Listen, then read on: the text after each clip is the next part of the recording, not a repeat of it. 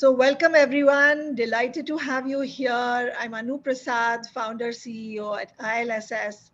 And these are always events we love hosting. We're getting our alumni back to talk to them about what their journey's been. So welcome to Subhashree, Smeeta, Jalpa, Kanishka. Welcome to the ILSS online webinar. I'm going to spend a minute talking about ILSS and the work we do, after which I'm going to have a discussion with my alumni panelists. And while we're in discussion, I'd like you to, think if you have any questions, you can put it in the chat box. I will leave the last half hour for Q&A directly from you to the with the panelists. So, let's begin. Can you move the slide? Yes. So ILSS really is a Section 8 nonprofit organization focused on capacity building for India's development sector. The idea of ILSS came about 5 years ago when actually it sort of coincided with a seminal report by Britspan on the leadership situation in the social sector. Historically, India's development sectors never had real strong budgets for capacity building, and there is a need for talent to solve some of India's toughest challenges. So when Britspan came out with a report on nonprofit leadership, there were some very startling facts that and this was more than 250 nonprofits that were surveyed, and some of the survey research report threw up was that 53% of nonprofits do not have senior leaders equipped to lead them in the absence of their current founder. So very founder driven, not enough of a leadership bench for most of the organizations. 97% of the nonprofits that were surveyed said that it's vital for them to invest in the organization's leadership talent to be successful.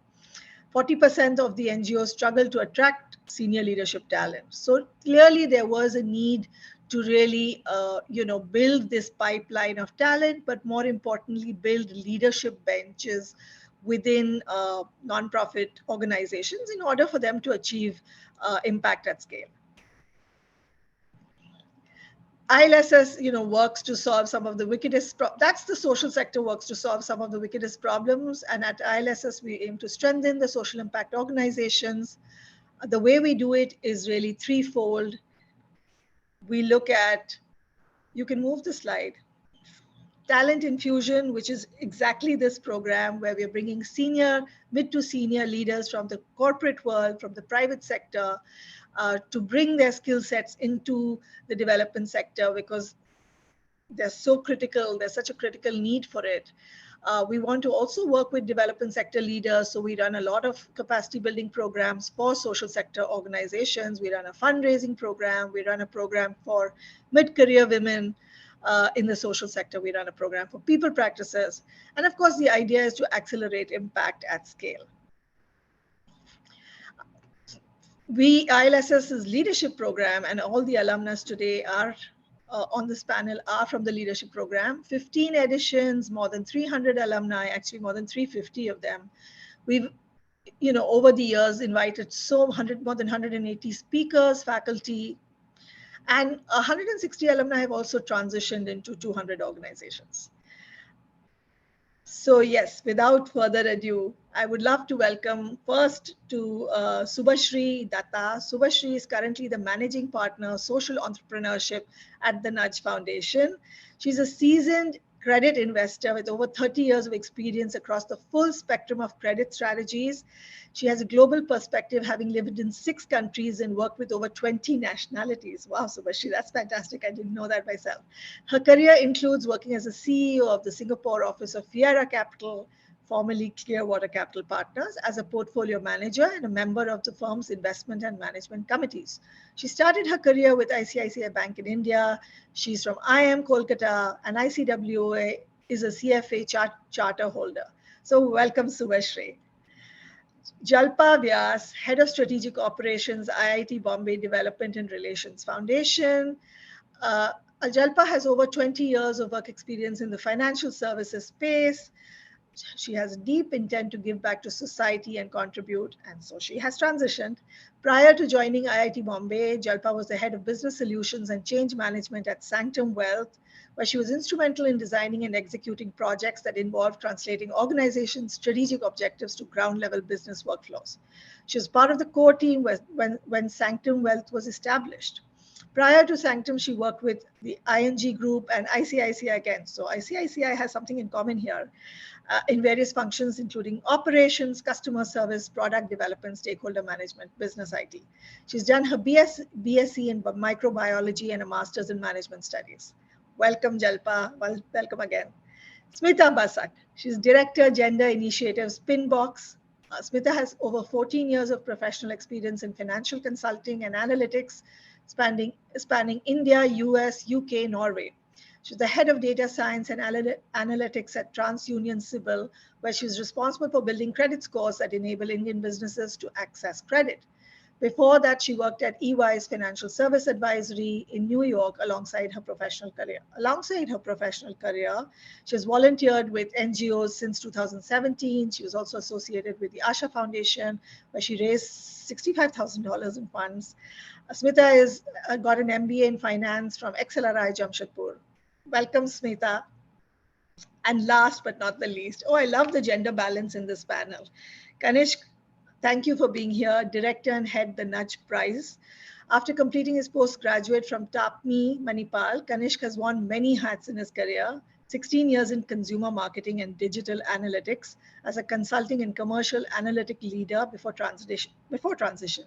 He's worked across pharma, CPG, BFSI, focused on growth hacking, digital marketing strategy, and driving differentiated research and social media insight practices for CXO's enterprises. He worked with Clarivate to lead their marketing analytics portfolio, and prior to that, spent 14 years with Genpact. At Nudge, he heads the prize, an inducement-based social innovation product. So welcome all four of you, and looking forward to this discussion on careers in the social sector, and also trying to understand what were your motivations, what were the trigger points, what got you here, and how's this experience. So I'll start with you, Subhashree. A long, illustrious career. When did this seed, this kida, they say, ye kab, when did this start sort of coming into your mind, and what was that journey like? Thanks, Anu. This kida came about 7-8 years back. I did start some initial kind of exploration into the sector, and life happened, and it kind of died a natural death. I was living overseas. Then in 2021, I was in Singapore. Very frustrated by being treated as a third-class citizen by Singapore when you were on an employment pass, and kind of took the decision to move back to India. So that was the first decision.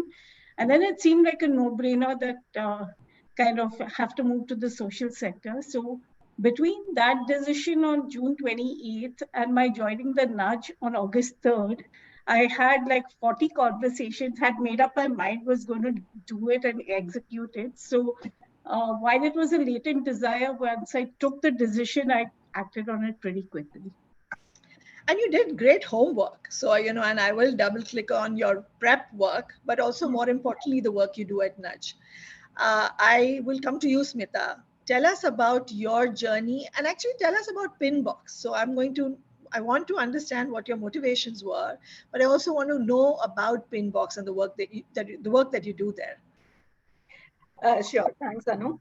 At pinBox, we are exclusively committed to increasing coverage of pensions among low-income, self-employed individuals. So when we think of pensions, people who are in the government services or in the armed forces, like they have pension automatically from the government, and salaried individuals like us, like we also through our employer, we have pension plans, right? But when it comes to the informal sector, when it comes to self-employed individuals, which is more than 80% of India's workforce, there is no concept of retirement savings. And like most people one, they don't think that far ahead, or in certain cases, they don't even have the means to save, beyond immediate needs. So that is the problem that at pinBox we are trying to solve. And let me tell you, it's a very difficult problem to solve, to make people save. So when we think of financial inclusion, credit, or microfinance is the first thing that people start talking about. It's easy to give people money, but it's very hard to make them save. So that is something we are exclusively working on, not just in India, but we work in other developing countries, several countries in Africa, in Latin America. We have started work recently. We are starting work in Bangladesh very soon. So that's what we do at pinBox. And what brought you here? I mean, what was that trigger? Though I do know that you were already sort of flirting with nonprofits in New York and stuff. So, but the final push. Yeah, so like you rightly said, Anu, this had been on my mind for a very long time, and I think the trigger came during COVID. I think it was a combination of everything that was happening around, kind of the mass suffering for whatever reason that we saw all around us, and it was very hard to kind of shake it off and move on. I think that is what while I was doing other things like volunteering, or like talking to people and trying to figure out like how do I make the move. I think it was partly inertia that was holding me back, and partly, not knowing much how to go about it. I think that was kind of holding me back. But I think during COVID, it was, the final push, and it was like I can't do this anymore. I have to, like do something about this, and that's when ILSS happened. Yeah. Jalpa, I'm going to ask you two questions. One is, you are a part of IIT Mumbai's Bombay development fund, that team. So tell me how is it similar or dissimilar to the work you did at Sanctum? And also, can you tell me a little bit about, one of the things we talk about is fundraising for in the social sector. We think it's such an important profession. And if you look at, overseas, look at America, it's a huge art and a science. But in India, it's still a nascent profession. So how has that experience been for you? Tell us a little bit about the work you're doing at IIT Mumbai. Sure, Ranu. Thanks. So, yes, in Sanctum, if I have to look at what I was doing in Sanctum, just 6 years prior to what I've come to IIT Bombay, I was leading the business solutions and change vertical. So, which involved that if, let's suppose, the company desires to launch a new vertical or launch a new product, there are so many functions that need to come together to build that, right? And usually each of the functions work in silos. Customer service will be different, product will be different, IT will be different. So I was the one who would join these dots and bring everything together so that the objective at 30,000 feet as well as the 30 feet remains the same, and it doesn't get lost in the journey, right? So primarily in a layman's language, I think that is what I was doing: managing projects, managing change, how to adapt to new kind of products, new kind of systems, new kind of applications. So that is what I was doing in Sanctum. In IIT, I'm here as leading the strategic operations. And every time I get asked this question, "Acha, strategic operations, kya hota hai usme?" Right? So it's a very fluid kind of profile, because Ravi, who's our CEO, he saw that there are these kind of silos and gaps that are there here also, because there are so many functions, right? So he wanted somebody who has come with a background with multifunctional kind of role, who is able to lead strategic projects into various things. So one of the projects, for example, that I'm working here is on data flow. From the time the donations come, how they get allocated, how they get reported, how it is given to the donor in terms of the impact, how is it stored in various systems, which is little bit different than what I was doing, but still a lot of things are same, right? It's still about connecting the dots. So that is one of the projects. Another project which I worked on was completely revamping our DRF website in terms of the messaging that we need to go out. Till now, the website was all inside out. हम ये कर रहे हैं, हमने ये किया, IITB ये है. But now, of course, from a donor's perspective, it has to be outside in. What is in it for the donor? How is it impacting the society? How is it impacting the world? So we had to revamp the whole messaging piece, and that's what I worked on. So yeah, I mean, there are similarities and there is a difference. So that was your first question. Second question about fundraising, what you mentioned. Yes, it is an uphill task. It is really an uphill task because, especially at IITB, I think it's for the same for many non-profits. People don't know the kind of work that's happening inside. You have to be so clear in terms of the impact, and the donors only think about short-term impacts. It is very difficult for them to come on the page to say कि इसका catalytic impact है, इसका 10 साल बाद दिखेगा, अभी नहीं दिखेगा, 10 साल बाद दिखेगा. So that quick gratification, it is changing, but it is still not there. It's easier to give 100 laptops or give meals to 1,000 people or to give woolens, and that is also very difficult. That's required because people need to survive, but we need to look at the other end of the needs, which is more long term, which is more strategic. So I think that is a difficult piece in terms of all our fundraising teams, which they have to do. So yeah.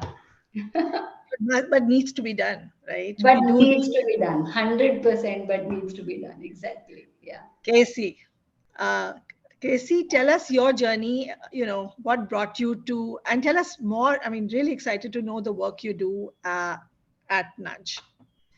Sure. Thank you for inviting me, first of all, and I think this is the right balance that we should have in panels. So as you mentioned, so my journey has not been any different. I think I remember the first time that we came on to ILSS, we were all introducing ourselves, and a couple of us basically said COVID. And I think essentially it's also something that Smeeta mentioned right now. We are the COVID babies in some ways, the original one. So it's like something changed in us. So I think from a decision point perspective, it was obviously COVID, but there was also a sense of a struggle to find meaning in our performance roles. Certain things were not basically aligning, and it was difficult to basically find where the end was.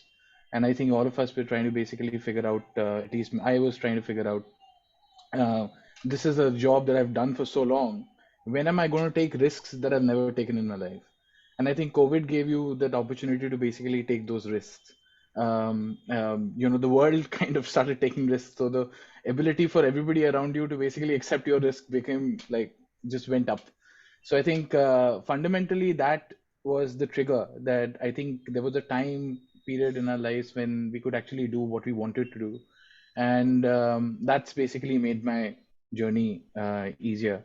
But I think the first initial few months were so daunting and so full of anxiety, because this is one of the most toughest sectors to understand from the outside. All you see and all you hear are the fundamental transparent layers of charity and social work. But there is, as Jalpa was saying, so many strategic layers below it that you don't actually have a view of. And only when you start interacting do you actually realize that there is so much that you can bring to your non-profit and impact sector jobs from your past life.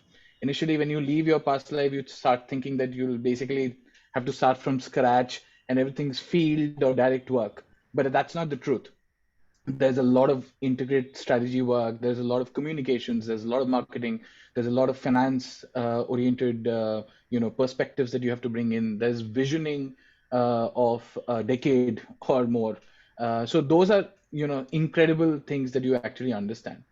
And I think at the Nudge, I found a good balance of, as I went through my journey, understanding, this is almost like getting back to the class kind of a field. So ILSS, understanding the development sector, interacting with people, and also studying public policy. At the Nudge, I tried to basically, I kind of found a space where I could do both of them combined. At the Nudge, I basically managed something called the Prize, which is an inducement challenge. So it's basically innovation inducement challenge where you put a disruptive amount of capital on the table, attach that capital to a particular development challenge that you want to solve in India, and let innovators, everybody, for profit, non-profit, compete to win that prize. So it's almost a hackathon that goes for 1 full year. And all of these inducement challenge actually have a solve lens. So effectively, if you can move the needle on certain development challenges, you get to walk away with disruptive amount of capital. So it's the most capitalist idea for the social sector. And that's what I do at the Nudge, and really enjoying it. So, Subhashree, coming back to you, why don't you share for the audience the work you do at the Nudge? And this is also throwing light to the, the people in the audience who are wondering what are the different things that are happening in the sector. So it's just getting some sort of an idea of what is all the different work that's happening on here. Thanks, Anu. And maybe I'll just take one step back and just say broadly what the Nudge Institute does is we have three broad verticals: the Center for Rural Development, the Center for Skill Development, and the Center for Social Innovation, which I'm a part of. So in rural development, we are running our own programs in Jharkhand and UP. And skill development, we run an online program called Future Perfect, which is helping skilling urban youth. In the Center for Social Innovation, the large lens has been to build a thriving livelihoods ecosystem and bring talent to the sector. I head social entrepreneurship, where we are working with early stage startups, non-profit startups, and giving them some grant money and mentoring internal and external, and also boot camp. So basically, you can think of us as a PE for non-profits in the sector. And there is a kind of lens of my past experience that I bring to the table when I do this. And in our incubator, we work with 0 to 3 year nonprofits over a 9-month period. And in our accelerator, we work with about 5-year-old nonprofits over a period of 1 to 2 years. And it has been extremely rewarding in terms of this is also like what ILS is doing, attracting talent to the sector. So there's bright youth with great ideas and kind of hand-holding the journey of these entrepreneurs who are solving social sector problems with the DNA of speed, scale, and innovation. So I'm going to ask Smeeta this question. There were some perceptions in your mind about what work in the social sector would be. What were some things that once you actually transition, because there's all the learning and theory and everything, but when rubber hits the road, any things that you felt like, okay, I didn't know this, or this is a myth in my head, or okay, this is something new, in that first 6 months that you can recall, that you can share? Well, Anu, the sector was new to me while I have been in financial services all my career, but there's a very niche space that I was getting into. And so obviously there was a lot of learning for me to do in terms of the domain, how things work, so on and so forth. One thing which, like I had heard all along that, one has to be patient in the sector. Like there's no instant gratification. There is, you need time to see results and to see, things actually changing, to see the needle moving. And that's something, when I actually see that happening, and that is also because, we are trying to change things at the policy level. We are trying to change behavior, which takes time. So while, that was something that I was told, but that was very different, like experiencing it was very different, and a very different experience from how I have seen things working in the corporate. So, okay, so I would like to go and say how different, but maybe I'll ask this question to Casey. Casey, anything that you didn't see coming or were anticipating didn't happen, for the good or for the bad? Any experiences you can share? Because there are people sitting here in the audience with 1,000 questions, and we will open it up to you guys. But, on your first 6 months that you can share. Okay, first 6 months was almost 6 years. The pace was just incredible, and every month felt like a year had actually gone by. I feel that the pace is really incredible. I don't think we've kind of come to a space where this is the kind of expectation, and um, So and I not a would also retirement job, right, Casey? It's not a retirement job. यार बहुत काम कर लिया corporate में. Not at all. I sorry piping in, but not at all. I think anybody on that horizon, press the red button, leave. This is a role for people who kind of want to basically solve bigger problems, maybe largely anything else, but just try to basically look at a bigger problem on the shelf and attack it. And I felt that the pace was extremely overwhelming sometimes because you're also on the learning curve where you're actually trying to understand the organization in itself and the sector as a secondary.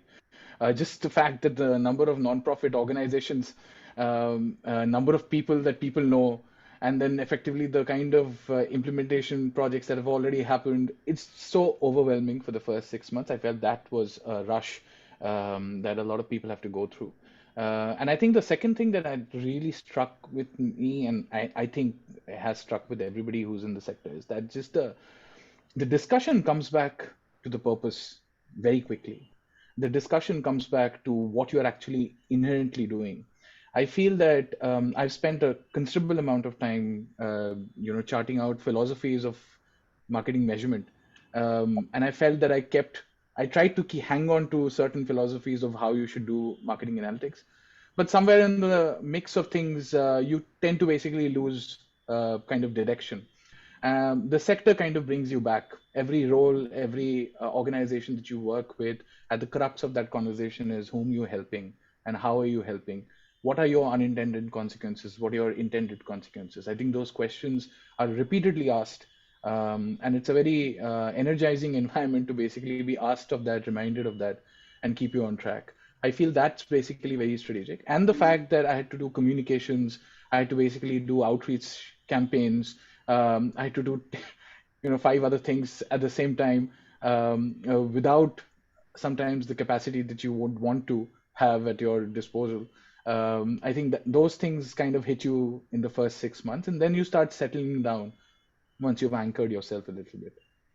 Yeah, so in fact, it's ulta, na? There's no honeymoon period here. I Yeah. hear mostly the first 6 months are rough. Maybe the honeymoon period may come in later. But Subhashree, to ask you, if you had to give advice to people who are here sitting and sort of listening to all of you, what is that mindset really that you need to that would help you, because it's going to be rough. So I think, the nudge has something called the spirits of the nudge. And, I think that is a common purpose that is binding everybody together. And purpose at the center is, kind of a poverty-free India in our lifetime is one thing. So I think that anchors you. And, you are, your aim is not to train youth or to train ladies, but it is being tied to your mission and not to the routes that that may take. And I think that leaves me grounded. And the organization, we are all very different people with different roads to getting here, but we all click because we have a commonality of purpose. I would also say that you have to be emotionally and financially ready for this change.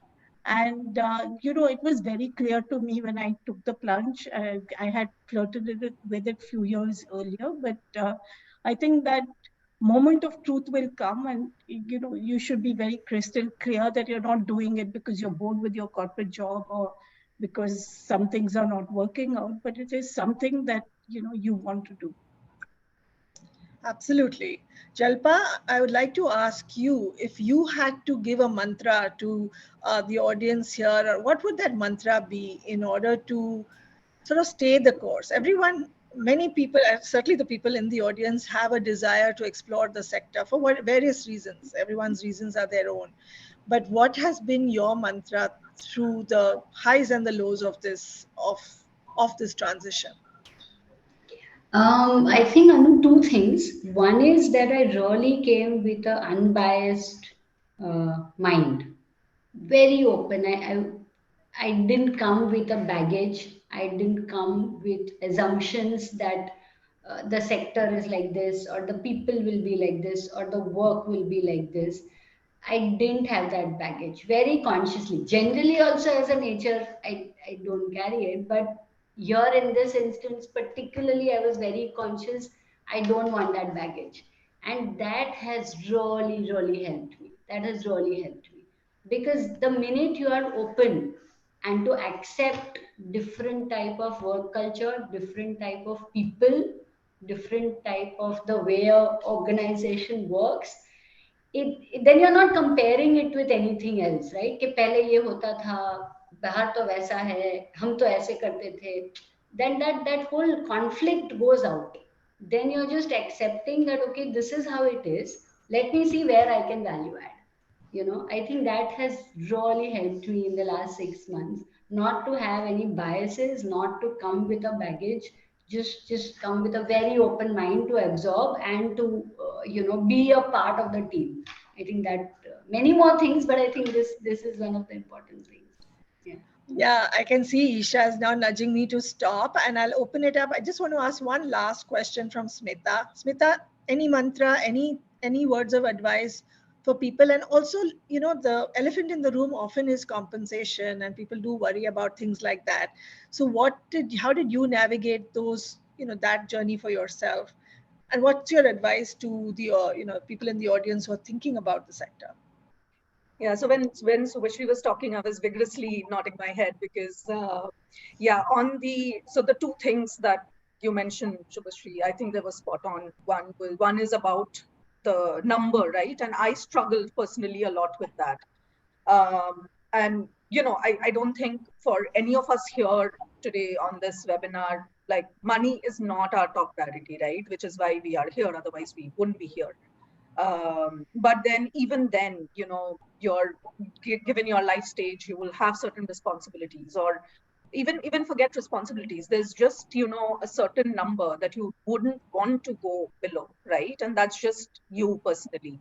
So I think being ready for that, to come up with that number for yourself and knowing that okay, I'll be happy with this, because a lot of times I've also um, heard people discussing that, oh, this is way lower than what I would have thought, or there's the peer pressure which starts coming in.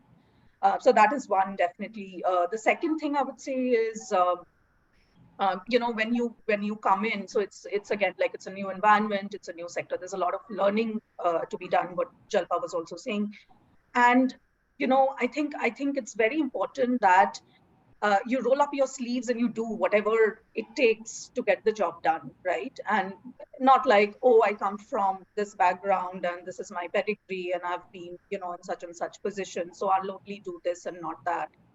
I think the more grounded you are, like I love going to the field and actually doing enrollments, for example, because that also provides a lot of learning. So just being open to doing whatever the job takes. Again, what Casey was saying earlier about the purpose that binds all of us together, and which is the anchor, right? So I think as long as you have that, and you just be open to experiences, be open to, that's all.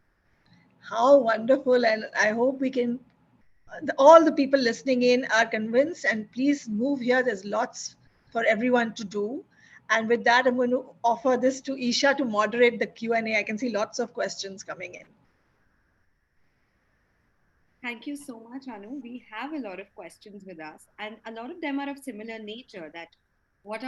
So the first question is by Tanuj Kapoor. He asks to all of you, as you transitioned, what was your biggest learning that you now wish you had learned earlier before you transitioned? And what was your biggest challenge? And what will your advice be to the people coming in? And Tanuj is somebody who's considering coming in for the next edition of the program. So I think this question becomes very, very pertinent for him as well. So yes, who would want to go? And this is to I everyone. just, yeah. So I had a story to basically tell you. I think, right out of my corporate career, when I basically dropped, I put in my resignation, and the next week, I thought development sector is where I want to basically work. So I started basically sending out emails and, kind of connecting with everybody in the sector, whoever I could find. And some of the responses came up. I had a couple of conversations, but I was not convinced on what I was getting into. There was a lot of, just I couldn't basically tell what kind of role would fit me, where I would fit. I just wanted to basically be there. Fortunately, I kind of took a pause and did not join any of those organizations. And one of those random conversations happened with Akash Sethi from Quest. Also Nitin, who was in Quest, and a couple of people from Genpact said, why don't you basically explore more, have more conversations, and while you're having more conversations, you could also be a part of ILSS. Now, this is not a plug-in for ILSS, but I'm going to tell you You can that plug in, effectively, no worries. the fundamentally what happened was that you're not prepared, and certain questions you don't know answers of, and you don't know who to ask. You don't know who to basically go to. You don't have anchors in the sector because you're coming from a different route. This is like a bus route. I kept telling initially, this is like a bus route that you've never taken in your life. So you don't know the shops, you don't know the route, you don't know anything about this. This is the bus route that you've never taken. So ILSS actually, when I joined, I thought, let's basically go out and have a conversation with a couple of people. Let's see how this moves. Over 3 months, and that was the remote one that we did, online one. I think every week when we had conversations and a pause after the conversation, it helped me think through what I heard and process it and deeply understand where I wanted to go. At that point of stage, I think one of the things, Tanush, to your question, is that what you need to basically prepare for before transitioning, maybe give some thought to what you want to do. Which area do you actually want to go? Don't go blank. So effectively focus on whether you want to basically utilize those skills or you want to learn new skills, but with transferable skills that you bring in. Understand your transferable skills. One of the biggest challenges is to basically put your transferable skills on paper. I remember Surbi basically trying to help us do that, and it was a excruciating exercise because you don't say the real things. You go around in a lot of fluff. So put down your transferable skills. Find an idea. Find certain sectors. Don't be very pinpointed on a particular delivery mechanism that you've seen in the social sector. Find a sector that you want to basically build on, explore conversations in those. And I fortunately had the time to basically do that I did that and then landed up on something that I really liked.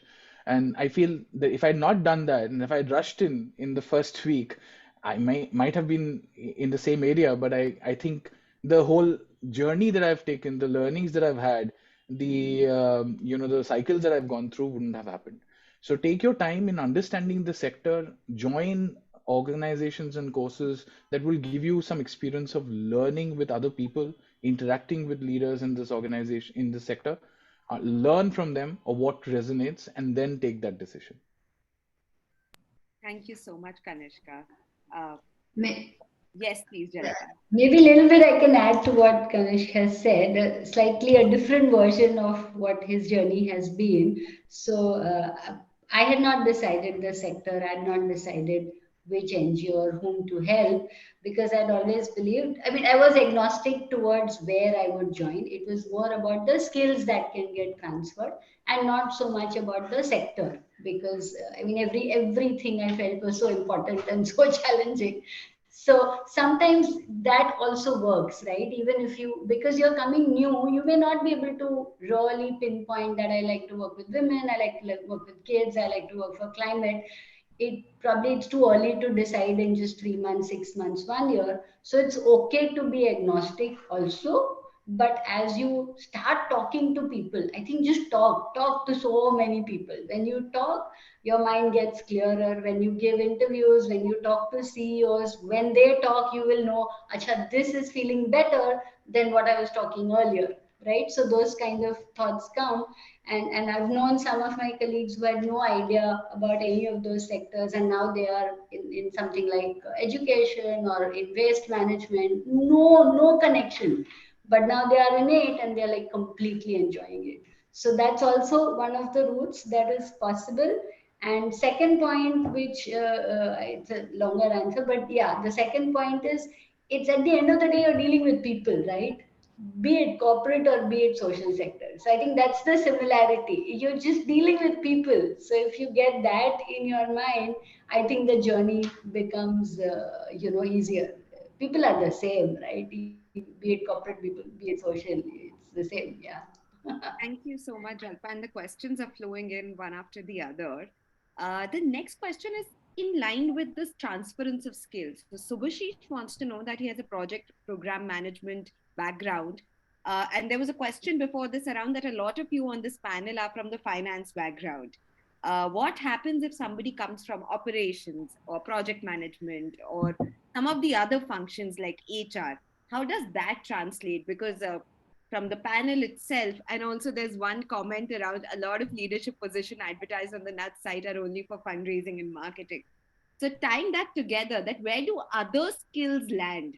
Where do somebody who has just done process management, all of the operations, how does that pan out in the sector in your experience?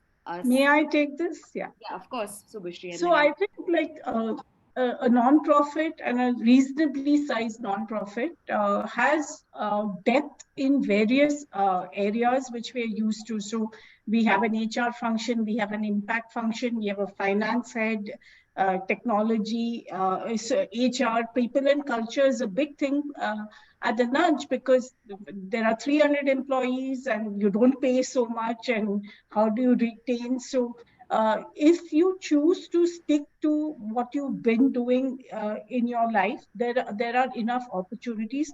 Fundraising is a large part of any nonprofit because it is what keeps the lights on, and it is difficult to fundraise because the CSR environment in India is still evolving, and people are more output focused than impact focused, and the narrative has to change. So actually, kind of the sector is in dire need of great fundraisers, and so you could do same old in a different thing. But also, if you see, we are running, an end ultra poverty program in Jharkhand. If you're going from 700 DDs to 1,000 DDs to actually partnerships across states with the SRLMs, etc., then there's a huge operations element to it. There's a huge tech element of how you're calculating impact. There's an operations element of it, of running the projects. So to that extent, again, if you've done project management, there are transferable skill sets. So the other thing I would say is, at the Nudge, we think that if you have the attitude and the smarts, you can get the skills. So we have people who do things that they've never done in their life before, but depending on the organization, you also have the latitude to do things you haven't done. But we are all bringing in fungible skill sets as we're coming into the sector. There's a lot to learn, but there's a lot we bring as well as we're coming into the sector. Thank you so much, Subhashree. My next question actually goes to Smeeta from Preeti. Was the move from US back to India primarily to move into the social sector for you? And can you please talk a bit about your experience with Asha Foundation in the US? Just as a context, I think Preeti is based out of US right now, and she plans to do the program, the next edition, and travel and plan. Oh, wonderful. So wonderful. Yeah. Okay. So Preeti, my reason for moving, like this was one big part of the reason to move back. Secondly, also, I just couldn't, let's just say that US never felt home for me. And yes, like I did want to seriously pursue the sector, and that was a big driver for the move back. Regarding Asha, so Asha, you might know already, like they raise funds for schools in India, and they have like various chapters in US, in Canada also, I believe, and maybe in Europe. So in the big cities, they would have. So these teams are basically either a fundraise team, which I was part of, or there would be some project teams which would do certain monitoring of the funds that were being utilized. Um, so on the fundraising side, like we did various events, but there was one, like a gala that we had organized where Vincent Ranue was the chief guest, and we had some great people on the team, so they managed to get like very good participation in the event, and we did manage to raise a lot of funds. While it was, a very good experience for me, like being in New York, that's probably the best experience I could have had. But then, back in India, even if you're volunteering, there is a lot more on ground experience that, you can get, a lot richer experience. Like back in India, I was volunteering with another NGO, and there I was doing like a bunch of things. I was also doing fundraising, but I was doing CSR, for example, or I was handling their PR. I was also teaching the kids, like building the curriculum. So I did a whole lot of things, and that kind of experience, it's hard to get, sitting outside of India. Obviously, like if you're in US or wherever, like you would also have local organizations there who would be working at the grassroots level. I hadn't explored those, so I'm not sure how they would work. But then for me personally, like just the experience in India was a lot richer. I hope that answers your question. Thank you so much, Smeeta, and I hope Preeti, your question is answered here. My next question is from Merlin. She asks, how does the sector weigh intent, passion versus directly relevant skills? Are transferable skills good enough, or do organizations like Nudge seek experts from the corporate sector? How could we upskill ourselves to better fit into the role? So I think this question could be directly taken by Kanishka and Subhashree. Yeah. I think Casey, go ahead. I think Subhashree mentioned that smarts and intent is something that we basically first gauge more than skill sets. We all understand that a lot of people who are transitioning today have never done this before, have never been in this field before, never seen what the actual ground realities are or the challenges are. So expectations to basically for them to walk in with exact skills is not something that's expected.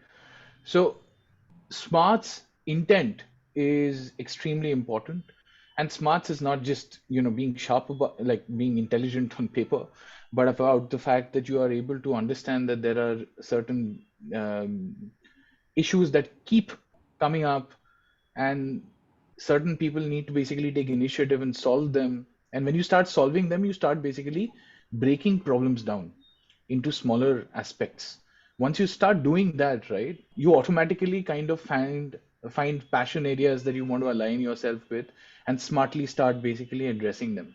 I think that's the DNA that we are basically looking for across the sector, not for Nudge for sure, but in across the sector. You need more people who coming in with the intent to do something meaningful, but the intent to also basically attach themselves to a cause, try to basically help address certain issues.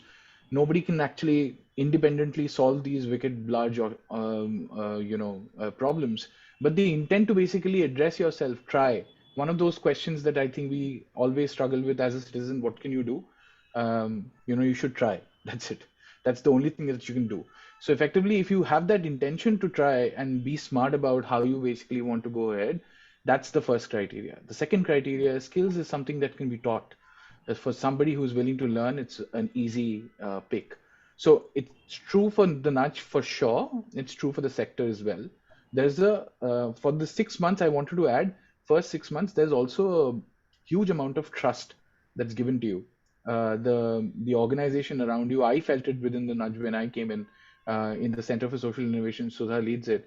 I had, the second week I was walking into a government office alone to talk to somebody in the Jal Jeevan mission.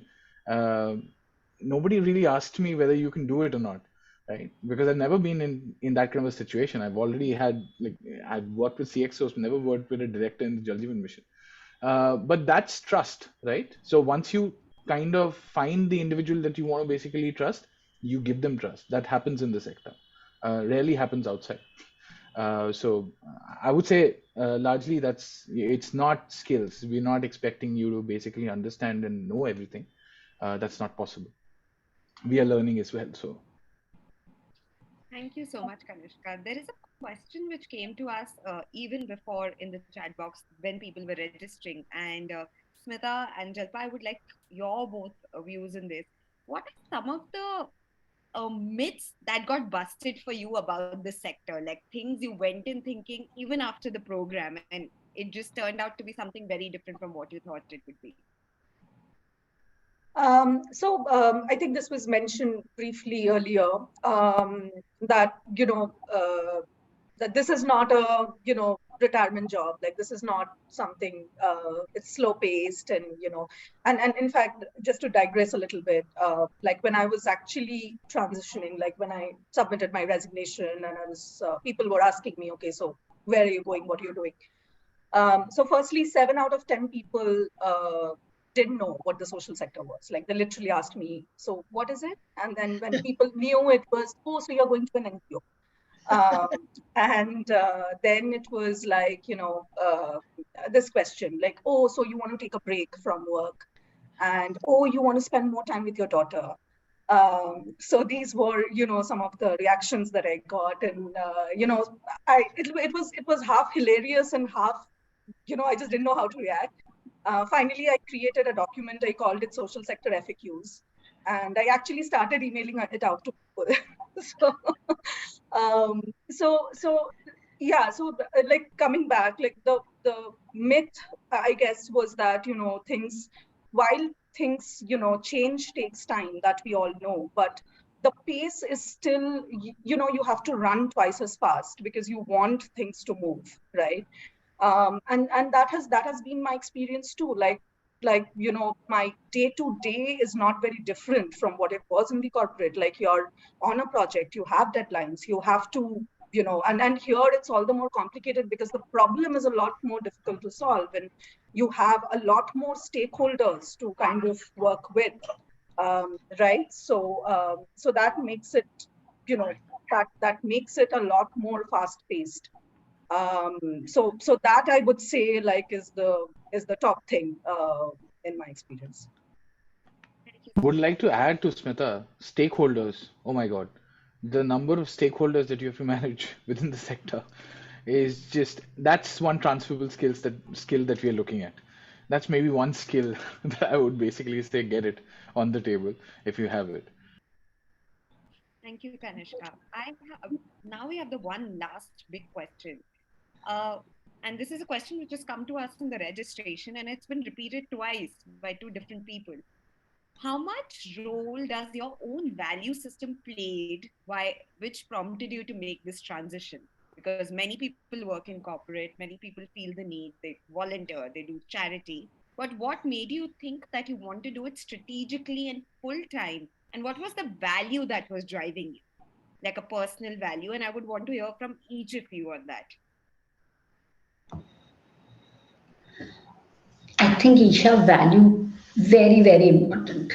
Very important, right? Because the intent is coming from there. Otherwise, you'll join because it looks good and you want to say that I'm in social sector and all of that. But that phase will go away, right? एक साल, 2 साल में you'll burn out.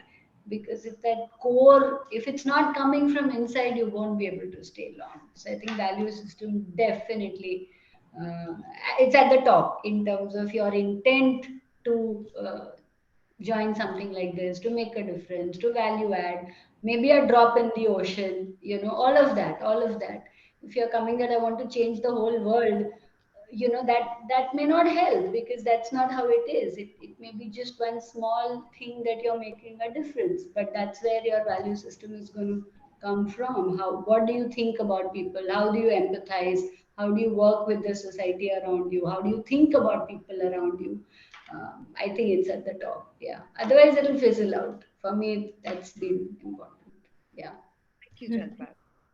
I think for me, like while I was doing volunteering work on the side, and that was giving me a certain level of happiness in terms of actually like doing something, but I wanted to do things at scale, and I wanted to do it or rather, I didn't want to spend my most productive years doing something that I didn't believe in, or I wasn't passionate about. And in order to do things at scale, in order to create an impact at scale, I needed to do this full time. In terms of value, I think for me, like I'm a like I think the value which kind of drove me was working towards social equity, and for various reasons, a lot of it, like we see it kind of eroding around us, and that bothers me, and that keeps me awake at night, and that is something that kind of drove me. I guess. Thank you so much, Smeeta. Subhashree? So, we have said no to very worthy candidates at the nudge when we have the hurdle that the intent is not there. And I think that is if that is not there, the extras, kind of sauce that is needed for this sector is not there. So, we may want to make a great impact, and we may or we may not, and we should try to make the impact, but at the honesty to the purpose is paramount to actually make a difference and move the needle. Thank you so much. AC, last one from you. I think I mentioned it. I just wanted to contribute. I didn't know how. I didn't know what. I had no idea of. I had every idea about the sector that got broken, but effectively, it's just that I wanted to basically contribute. I didn't want to be on the sidelines anymore. And all of us see a lot of stuff on a daily basis. For me, during COVID, it was paramount that I had to basically jump in and do something from a primary healthcare center, perspective. During ILSS, it became water, morphed into livelihoods, morphed into scale. It keeps morphing because you're trying to basically understand which is the bigger challenge. Then you come to with face to face with it, and then kind of basically eats you up. So the sense of contribution is, I think, something that has to come in, the sense of duty and the sense of contribution, not in the very patriotic way, but in the way that you need to basically make sure that there's certain elements of yourself busy at working on problems that are in front of you. I feel that's the intent that you would want to see. Very difficult to measure, but very important to basically have in this sector. Thank you so much, Casey, Smeeta, Jalpa, and Subhashree for sharing your thoughts. And as we close, Anu would like to share the last parting words with you. I mean, just wonderful. Thank you guys for taking this leap of faith and coming to the brighter side, as we call it. And I was talking, we were doing a similar panel yesterday, but it was a closed panel for IIM Bangalore alumnus. And I said, when it's very tough for me personally, funding is a struggle, talent is a struggle, work is everything is a struggle. And sometimes you just want to clutch your hair. And I keep telling myself that in 1922, those who dreamt of 47 didn't see it. I mean, it was just, they just put one foot in front of the other and kept going. And so when I feel low, I think, okay, this is 2022, 2047 is going to give us that new freedoms from whatever, from poverty. So I think it's really that hope, that optimism that, we are all doing something in our own small ways that keeps all of us going. I hope many of you who are listening also take that leap of faith, like your, like Kanishka, Subhashree, Smeeta, and Jalpa have done, and cross over to the brighter side. But thank you so much for giving us your time today. And if you all are okay and people have questions for you, let Isha know if they can reach out to you all Sure, no problem. to ask some specific questions. But thank you so much. Thank you very much. Thank you. Thank Thank you you. so much. Bye. Always Thanks a so much. pleasure. Bye. Bye. Isha, do Bye. you want to talk about this? Yeah, before we let everyone go, we have on 28th of January from 12 p.m. to 1:30 p.m. Atul Satija, who is the founder CEO of Nudge, will be addressing some of our alumni and the larger, some of the other ILSS. ILSS alumni at IITB in Delhi. So most of you who can make it, it's a Saturday at 12 noon. Please do come and attend. There is details and the link will be shared with you over email and the chat box itself. And we would love to see more of you there. Yeah. And also applications are open for the next edition. So please reach out to everyone who has been in touch with you voraciously for the last 2-3 months. Thank you everyone for being here today and spending some time with us and understanding career transitions. Have a good evening, everyone.